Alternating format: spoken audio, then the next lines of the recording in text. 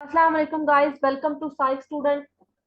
आज हम पढ़ेंगे कोर्स कोड PSY 504 का लेसन नंबर 29 एंड 30। लेकिन इससे पहले मेरी एक छोटी सी रिक्वेस्ट है आपसे कि मैं भी एक स्टूडेंट हूँ और आप लोग भी स्टूडेंट हैं, और अगर मुझसे कोई मिस्टेक होती है तो काइंडली गलत किस्म की जजमेंट करने से बेहतर है कि आप लोग उसको खुद जाकर सर्च करें। यूट्यूब पे बाकी लोग भी लेक्चर्स अपलोड करते हैं, शॉर्ट लेक्चर्स भी, और उससे बेस्ट थिंग ये है कि आप अपने LMS पे जाएंगे तो वहां पे वर्चुअल यूनिवर्सिटी की तरफ से जो लेक्चर्स अपलोड हुए होते हैं आप उन्हें देखें, अगर आपको बिल्कुल परफेक्शन चाहिए। ठीक है, वरना मुझसे भी मिस्टेक हो सकती है, आप लोगों से भी हो सकती है। आप वहां से जाकर देखें, जो आपको करेक्ट लगता है वो आके मुझे भी गाइड करें, बाकी सबको भी गाइड करें।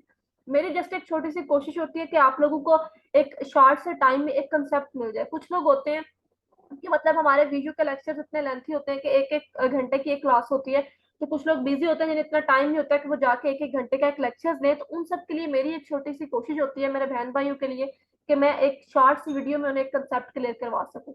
लेकिन अगर आपको कुछ समझ नहीं आता तो आप लोग उसको कमेंट बॉक्स में पूछ सकते हैं और कहीं और से जाके अपनी क्लैरिफिकेशन भी कर सकते हैं। ठीक है, इट्स अप टू यू। आगे हम स्टार्ट करते हैं अपने लेसन नंबर 29 को, जिसके अंदर फिर एटकिंसन एंड शिफ्टन मॉडल आ रहा है, जो कि हम पीछे समझ चुके हैं। तो हम आगे चलेंगे। सॉरी, ज्यादा आगे चला गया।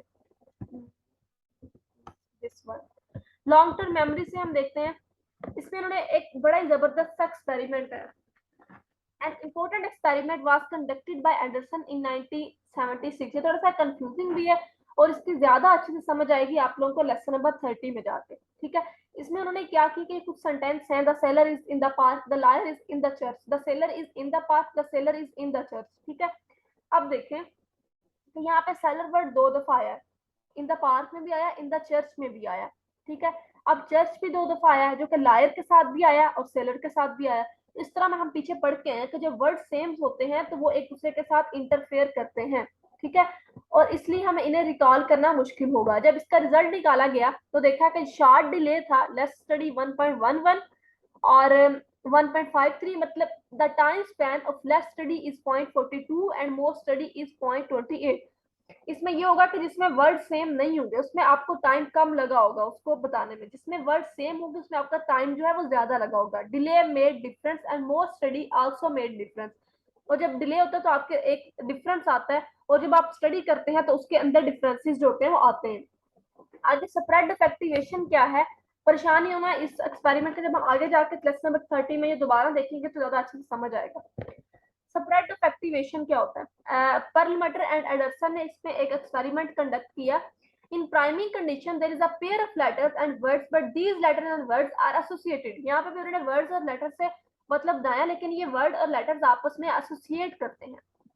फॉर एग्जाम्पल डॉग लिखा, अब आपने खुद अपने माइंड में इसको प्रीमिंग करनी है इसकी कि डॉग और सी से कैट बनता है, बोन और बीन, बोन के बाद एम है तो हमसे आप मीट बना रहे हैं। ठीक है, क्योंकि आपने इन्हें आपस में रिलेट करना है, डॉग और कैट रिलेट होते हैं, बोन से आप मीट को रिलेट कर ले। ठीक है, तो ये आप प्रीमिंग है जो आप इससे इससे बना रहे हैं।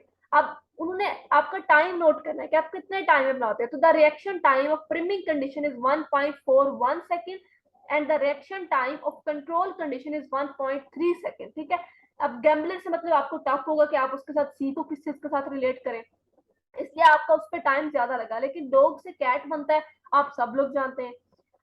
आगे एसोसिएट प्रीमिंग कैसे होती है इसमें। अब यहाँ पर उन्होंने अनरिलेटेड अब कुछ वर्ड्स दिए हैं, मतलब नर्स और बटर। अब आप बताएंगे कि क्या ये रिलेटेड है। अब आपने कितने, अब ये पॉजिटिव पेयर्स और नेगेटिव पेयर्स भी हैं, जो आपस में रिलेट करते होंगे वो पॉजिटिव पेयर्स होंगे, जो आपस में रिलेट नहीं करते होंगे वो नेगेटिव पेयर्स में आएंगे। अब आपका टाइम नोट किया जाएगा कि आप कितनी देर में ये सोच के बताते हैं कि है या नहीं है रिलेट। अब नर्स के साथ बटर का क्या ताल्लुक, नर्स या हॉस्पिटल होता है, हम कहते हैं कि रिलेटेड है। अब आगे ब्रेड और बटर है, आप सोचेंगे यार हाँ ब्रेड है उसके ऊपर बटर लगा के खाते हैं, ठीक है रिलेटेड है। फ्लैम और वाइन, अब नीचे टाइम आ रहा है कितना। ठीक है, अब आप फिर वाइन और फ्लैम के बारे में देखते हैं कि यार शायद कहीं मिलता हो जाके। ठीक है, क्योंकि आप इन लफ्जों को ज्यादा अच्छे से नहीं जानते तो इसमें ज्यादा टाइम लगा। नीचे उन्होंने जितना आपका टाइम आया उसको नोट किया हुआ। ये जो एक्सपेरिमेंट्स है ये जस्ट हमारा कंसेप्ट क्लियर करने के लिए, ऐसा नहीं आएगा कि पूरा पूरा एक्सपेरिमेंट वो पेपर में कहीं कि आप लोग लिखें। इनमें MCQ, इसमें शॉर्ट क्वेश्चन, इसमें किस साइंटिस्ट साइकोलॉजिस्ट ने दिया था, किस डेट में दिया था, कोई उसने बुक लिखी थी, किस साइकोलॉजिस्ट ने कौन सा एक्सपेरिमेंट किया था, उसके एक्सपेरिमेंट का क्या नेम था, इसके इस तरह के क्वेश्चंस पेपर में आते हैं। बाकी इंपॉर्टेंट ये होता है कि आप इन एक्सपेरिमेंट से अपने कॉन्सेप्ट को क्लियर करते हैं। We can read related material faster than non-related incoherent material where word might be presented randomly. अब इसके implications में वो हमें ये बता रहे हैं कि आप जो रिलेटेड मटेरियल होता है ना उसको जल्दी आप समझ आते हैं कि जी ये रिलेटेड है, लेकिन जो नॉन रिलेटेड होता है उससे आपको थोड़ी देर लगती है, आप सोचते हैं कि यार ये किसी तरह शायद रिलेट कर रहा हो, लेकिन जो रिलेट कर रहा था वो फौरन आपके माइंड में आ जाता है कि ठीक है ये पॉजिटिव पेयर और ये रिलेटेड है। मतलब इन शॉर्ट के रिलेटेड मटेरियल पे आपको टाइम कम लगता है, रिएक्शन टाइम आपका कम होता है। आगे एक्टिवेशन की बात हो रही है, वही हम पीछे भी एक्टिवेशन मॉडल पढ़ के हैं कि activation spreads quickly up to 200 millisecond after which it slows down. जब पीछे एक्सपेरिमेंट करके आए आगे उसी की इसमें इम्प्लीकेशंस भी बताई हुई हैं। लेसन नंबर 30 में चलते हैं। फैन इफेक्ट इधर इंपॉर्टेंट है, इसको मैं आपको समझाने की कोशिश करूंगी कि फैन इफेक्ट क्या है। यहाँ पे अब फैन इफेक्ट किसने दिया था, एडरसन ने 1974 में एक्सपेरिमेंट परफॉर्म किया था, जिसके अंदर क्या है कि कुछ सेंटेंस है, the doctor is in the bank, the fireman is in the park, the lawyer is in the church, the lawyer is in the park. अब आप देखें the doctor is in the bank, आगे 1 और 1 लिखा हुआ है, इसका क्या मतलब है कि जो डॉक्टर है वो एक दफा आया, बैंक भी एक दफा आया। The fireman is the park, इसका 1 और 2 लिखा हुआ है, मतलब फायरमैन एक दफा आया और पार्क इन 4 सेंटेंसेस में 2 दफा आया। अब the liar is in the church, liar in 4 sentences में 2 दफा आया और चर्च एक दफा आया। अब the liar is in the park, liar भी 2 दफा आया और पार्क भी 2 दफा आया। अब इसमें एक्सपेरिमेंट ये था कि जिसके अंदर जो चीजें जो वर्ड एक एक दफा ही आए हैं, जो वो वाले जो सेंटेंसेस जिस सब्जेक्ट को दिए जाएंगे उसका रिएक्शन टाइम कम होगा, ठीक है, क्योंकि वो चीजें उसके साथ इंटरफेयर नहीं करेंगी। लेकिन अगर उसे कहा जाता है कि the liar is in the church, और या ये फिक्रा दिया जाता है कि चर्च को ही सॉरी पार्क वाला देखते हैं, the fireman is in the park और the liar is in the park, इसमें क्या कि पार्क 2 दफा आ रहा है, तो जिस सब्जेक्ट को ये 2 सेंटेंसेस दिए जाएंगे उसके ये आपस में इंटरफेयर करेंगे और उसका रिएक्शन टाइम ज्यादा होगा। यहाँ पे आपको ज्यादा अच्छे से समझ आएगा फैन इफेक्ट। अब देखिए लायर लिखा हुआ है, लायर का जो रिलेशन है वो किसके साथ जा रहा है, चर्च के साथ भी जा रहा है, और जो लायर है उसकी लोकेशन हमारे पास पार्क में भी जा रही है और लोकेशन चर्च में भी आ गई, ठीक है, दो तरफ उसका रिलेशन चला गया। आगे फिर दूसरा हमारे पास क्या है कि पार्क, पार्क का जो मतलब जो उसकी जो फायरमैन है उसकी लोकेशन पार्क में भी जा रही है, फायरमैन की जो रिलेशन है वो और किसका जा रहा है पार्क में, सॉरी एक तो चर्च लायर का हो गया 2 दफा, उसकी लोकेशन पार्क में भी है चर्च में भी है। एक और थी जिसकी 2 दफा थी, doctor is in the bank, इसका रिलेशन 1 टाइम है, फायरमैन का भी 1 टाइम है, ठीक है। अब 2 दफा किसका हुआ, लायर का। अब हम आगे देखते हैं।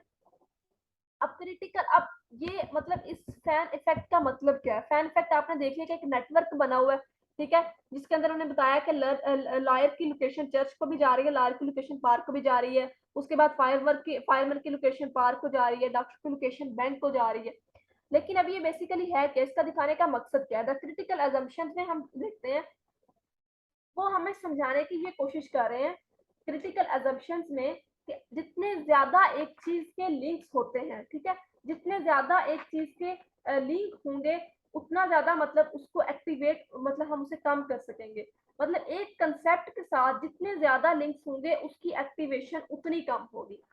फॉर एग्जाम्पल अगर लायर के बारे में आपको क्वेश्चन किया जाता है तो आप थोड़ा सा कंफ्यूज होंगे क्योंकि उसके लिंक क्या है, 2 है, ठीक है, चर्च के साथ भी है और पार्क के साथ भी है। लेकिन अगर आपको डॉक्टर का पूछा जाता है आप सिंपली कह देंगे रिलेटेड टू बैंक, ठीक है। तो इसमें हमारी अजम्पशन ये निकलती है कि एक कंसेप्ट के साथ जितने ज्यादा लिंक होते हैं उसको एक्टिवेशन उतनी उसकी कम होती है, ठीक है। उसको मतलब डॉक्टर का नाम आएगा फौरन एक्टिवेट हो जाएगा बैंक।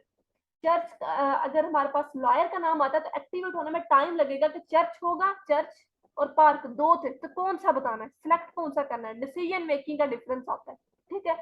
आगे एक्टिवेशन लिमिटेड कैपेसिटी में भी उन्होंने यही बात बताई है कि the less activation will be assigned to any one path and the slower will be the rate of activation.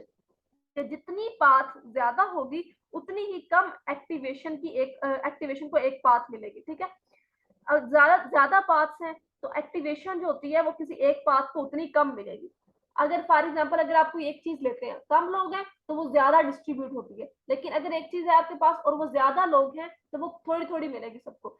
अब ज्यादा जो पाथ्स हैं तो एक्टिवेशन आपके पास है तो सबको थोड़ी थोड़ी एक्टिवेशन मिलेगी, ठीक है, एक्टिवेशन कम मिलेगी। लेकिन वही आपके पास जितने कम पाथ होंगे उतनी एक्टिवेशन एक एक पाथ को ज्यादा मिलेगी। आई होप कि आप लोगों को मेरी बात समझ में आ गई होगी, ठीक है। तो ये यहाँ पे कंसेप्ट था फैन इफेक्ट का।